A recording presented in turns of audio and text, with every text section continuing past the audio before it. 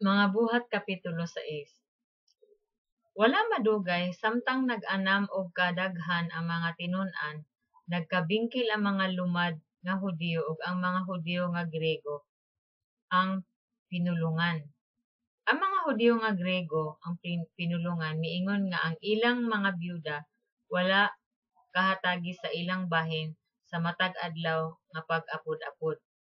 Busa gitigom sa 12 ka apostoles ang tanan tinun-an ug giingnan dili maayo nga palabihon namo ang pag-atiman sa pag-apod-apod sa inadlawng panginahanglan kaysa pagwali sa pulong sa Dios.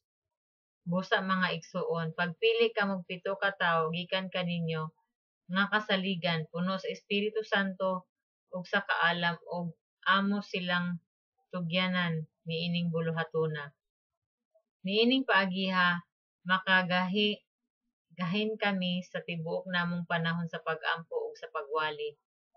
Ang tibuok pundok nahimuot sa sugyot sa mga apostoles.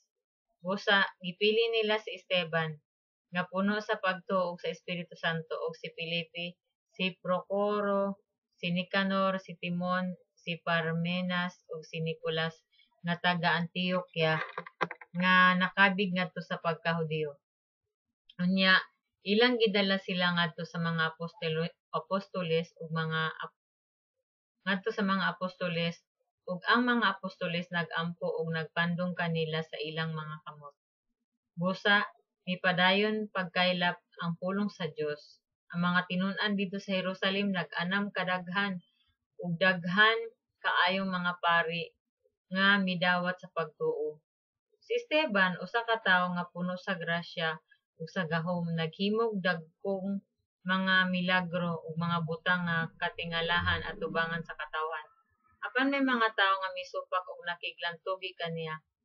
Uban kanila mga Hudiyo nga taga Cyrene ug Alejandria nga sakop sa sinagoga nga ginganlag mga tawong gawasnon ug ang uban taga Cilicia ug Asia. Apan si Esteban puno sa espiritu ug kaalam ug tungod niini wala sila makabuntog kaniya sa lantugi. Busa sa tago nanuhol sila og mga tawo aron pag-ingon, nakadungog kami kaniya nga nagpasipala ka Moises ug sa Dios. Tungod niini nagubot ang mga tawo ug ang mga kadagkuan sa templo ug ang mga magtutudlo sa balaod. Unya ilang gidakop si Esteban ug gidala nila ngadto sa labang hukmanan. Unya ilang gipaatubang ang pipila ka mga tawo aron pagsaksi ug bakak batok kaniya. Miingon sila, kining tawhana kanunay nagpasipala sa atong balaang templo ug sa balaod ni Moises. Nadungog namo siya nga nag-ingon nga kining Jesus nga Nazaretnon muguba sa templo ug usbon niya ang mga tulumanon nga gibili ni Moises kanato. Ang tanang mga sakop sa labang hukmanan mitutok ang Esteban ug nakita nila nga ang iyang nawong nahisama sa nawong sa usa ka anghel. Mga Buhat Kapitulo 6.